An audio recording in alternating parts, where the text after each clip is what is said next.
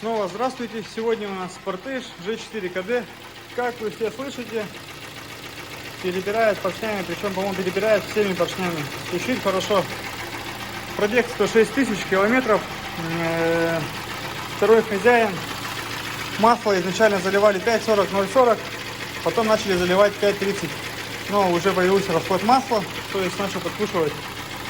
Немного, но подкушивает. И как бы стучал очень хорошо. Сейчас будем разбирать, смотреть, как себя чувствует цепь, распредвалы, коленвал, насос. Все навесное, здесь очень много роликов.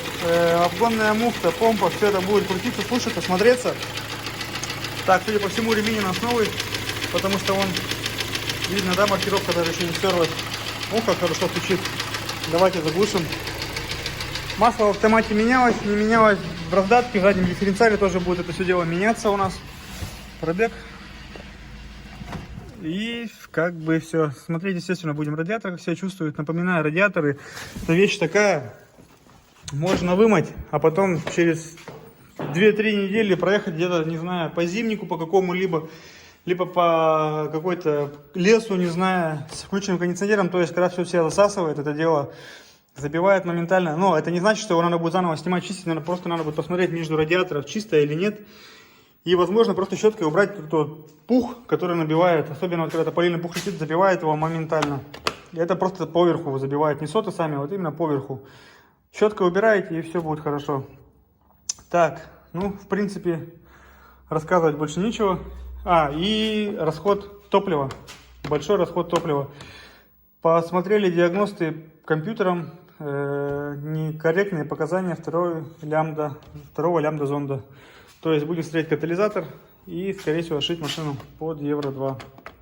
Возможно, и первый датчик лямбды тоже начинает отвечать, потому что расход какой-то по районе 15 литров, по зиме 20 литров. То есть это очень много для 2-литрового мотора, очень много. Естественно, это некорректный расход. Так, ну, приступаем к разборке.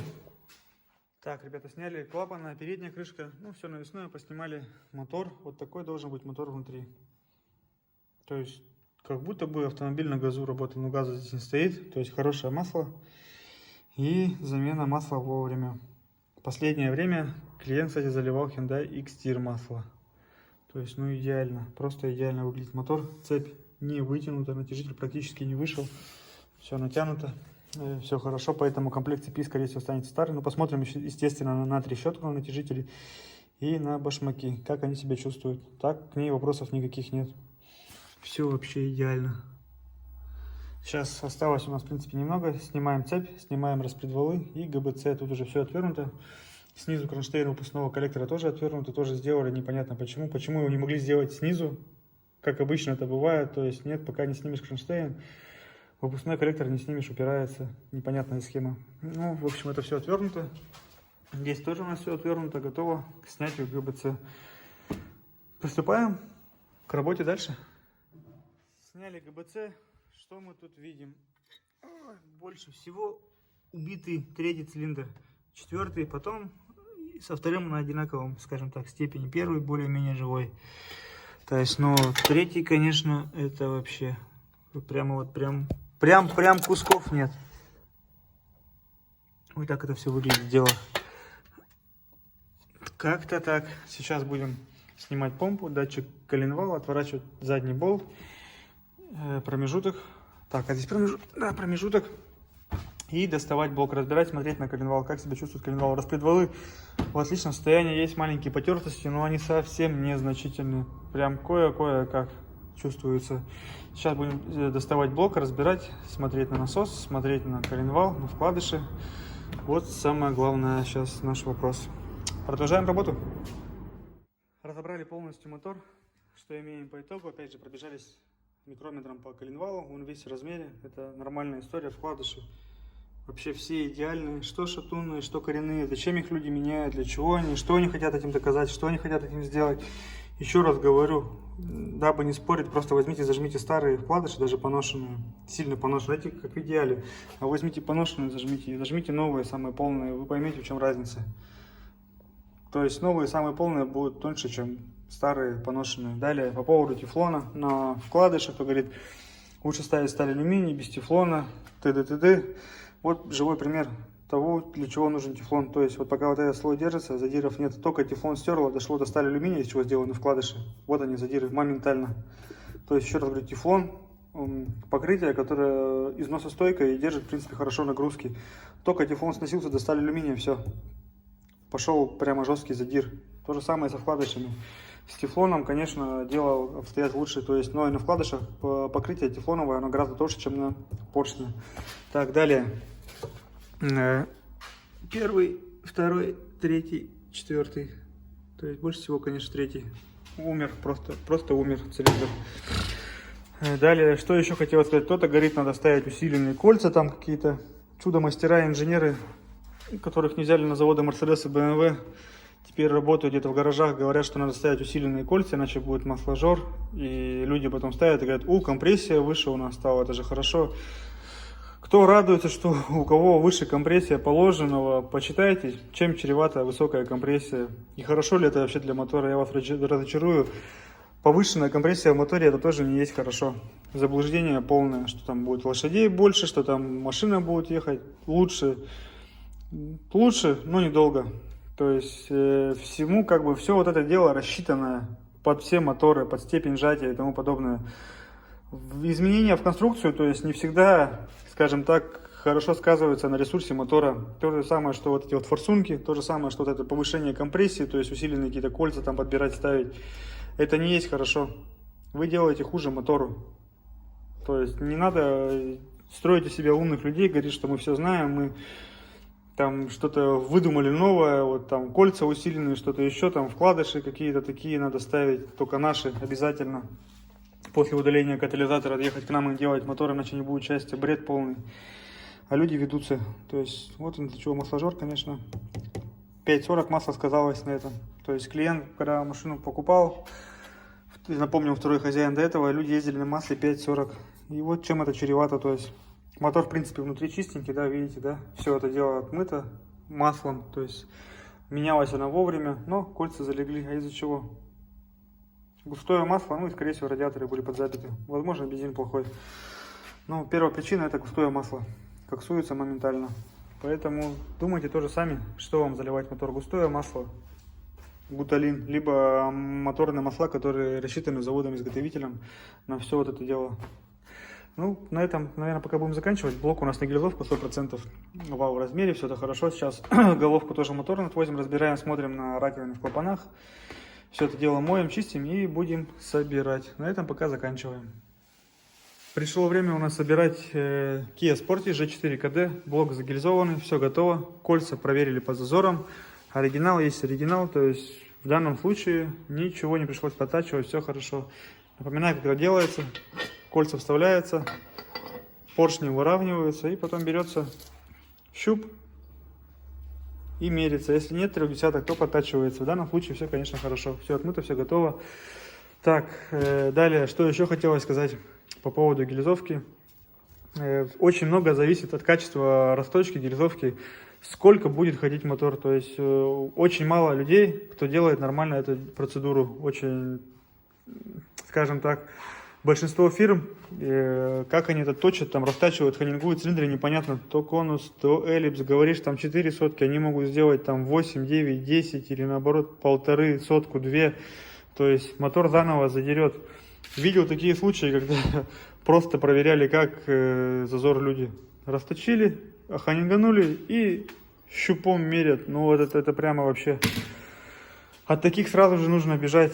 Нужно бежать от таких, кто отмерит щупом вот эти вот зазоры между поршнями и гильзой, и от тех, кто меряет зазоры в коленвалу пластилином. Это, скажем так, просто неуместно в моторостроении.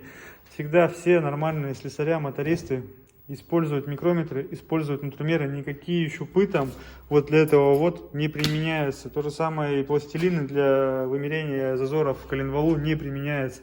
Есть микрометр, есть нутромер, это точно измерительные приборы, и только ими нужно это все делать. Никакими пластилинами и тому подобными вещами. Так, сейчас будем перепрессовывать поршневую. Напоминаю, это делайте аккуратно на данных моторах, не перегревайте шатуны. Если шатун посинел, выкидывайте. Палец может вылететь моментально. Залили где-то плохого бензина, словили детонацию, все, здравствуй, палец вылазит и цилиндр фигарит. То есть тоже это все дело нужно аккуратненько. Так, ну все, в принципе, приступаем к сборке. Коленвал уложен, крутится как полагается, нигде ничего не закусывает, не скрипит. Если есть какие-то затруднения в проворачивании коленвала, разбирайте, смотрите, где-то попало что-то под вкладыш. Вот так он должен крутиться. Так, далее. Здесь все перепрессовано, все отмыто. Вкладыши как новые. Еще раз говорю, зачем менять вкладыши, если они идеальные вообще все. К ним вопросов вообще никаких нет. Для чего люди меняют, я не понимаю. Есть такое понятие, как дефектовка. То есть разбираешь, смотришь мотор, промеряешь все это дело и по мере необходимости меняешь. Все подряд менять не нужно. Вы делаете только это хуже. Сейчас запчасти гораздо ниже качества, чем те, что стоят заводские. Поэтому не надо менять все подряд. Так, сейчас занимаемся запрессовкой поршневой. Собрали полностью блок, прокачали систему смазки. Как это делается? Заливается масло в маслоприемник. Крутится мотор по ходу движения, пока не пойдет масло с масляного фильтра. Видите, пошло. Сейчас заворачиваем фильтр, делаем еще пару оборотов. Естественно, все поворачивается от руки, как положено, никаких закусов, прикусов, ничего нет. Масляный насос моется очистителем, не химией, дабы на поверхности не образовалась коррозия, там не съела химия, потому что бывает очень хорошо так ест алюминий. Поэтому только очистителями промывается, продувается и все, собирается обратно. Сейчас ставим фильтр, поддон и устанавливаем это все дело на автомобиль. Работаем дальше. Блок установлен на автомобиль. Сейчас будем устанавливать ГБЦ. Поверхность обезжирена, помпа стоит, промежуток завернут, датчик коленвала тоже завернут. По ГБЦ сальники заменены, клапана притерты, то есть к ней вопросов никаких нет. Болты синяя смазка обязательно, чтобы затянулись нормально, иначе они будут хрустеть и вставать. Прокладка клей и по краям герметик. То есть полностью она будет вся брызгаться клеем, а вот эти места мазаться обязательно герметиком. И протягивать будем. Протяжка занимается у нас длительное время, то есть от 6 подходов не надо тянуть сразу по 90 градусов. То есть так вы делаете только хуже, надо тянуть именно помаленьку, пока не встанут болты. И тогда будет все у вас хорошо. Так, ну в принципе показали, рассказали все. Приступаем к установке ГБЦ. Установили цепь, распредвалы. Напоминаю, она у нас стоит старая, к ней вопросов никаких не было. Натяжитель здесь тоже можно оставлять старый. Трещотка целая, не съедена, все хорошо. Все везде у вас обезжирено. Крышка вымыта, обезжирена. То есть сальник, естественно, новый стоит. Сейчас будем устанавливать переднюю крышку.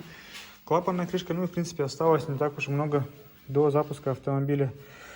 Так, ну в принципе показывать, рассказывать больше нечего. Собираем дальше автомобиль. Собрали полностью автомобиль, залили масло, антифриз. Сейчас будем запускать первый запуск.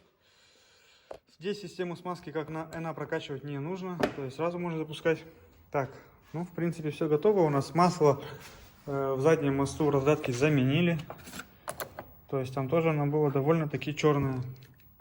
Прошлая машина показывала вам видео, то есть как себя чувствовало масло в коробке. Нужно менять и в механических дифференциалах масла тоже вовремя, чтобы все было хорошо. Так, ну что, первый запуск. Пробуем. Еще раз пробег, 106. Парковка. Климат off. Так, пробуем. Все, давление пошло. Работает ровно, все хорошо.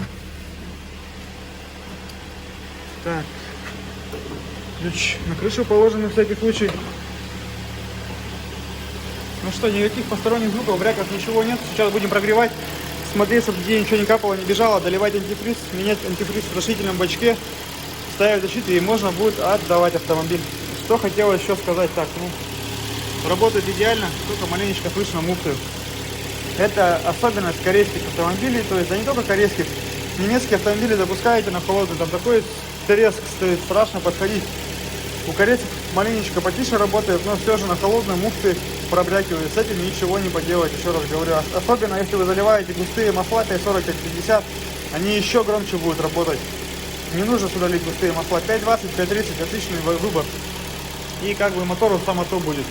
Менять его раз в 5-7 тысяч, менять обязательно воздушный фильтр, масляный фильтр, заливать хороший бензин, потому что бензин тоже очень сильно влияет, скажем так, на мотор. Детонацию словить, отложения вот эти все от бензина, это вот только убивает мотор. Обязательно следите за радиаторами, чтобы они не были забиты, то есть чтобы не было постоянные термонагрузки на автомобиль. Иначе, скажем так, кольца залягут моментально. То есть повышенная температура, у охлаждающей жидкости, допустим, 90 градусов, у масла всегда она маленечко больше. То есть чем выше температура масла, тем быстрее она коксуется. Поэтому, и вообще, если любители погонять на автомобилях, то масла еще чаще меняйте. То есть, когда масло выходит за 110, 20, 30 градусов, то есть оно быстро теряет свои свойства, поэтому его нужно менять гораздо чаще. Ну, в принципе, эти моторы не рассчитаны на гонки. Ну, все же. Так, ну а так, в принципе, все. Работа вышла где-то в районе там 85 тысяч. Что-то такое. Сейчас будем составлять заказ-ряд. Посмотрим точную сумму. Ну и, в принципе, все. Все советы я сказал. То есть масла, прогревайте автомобиль по зиме.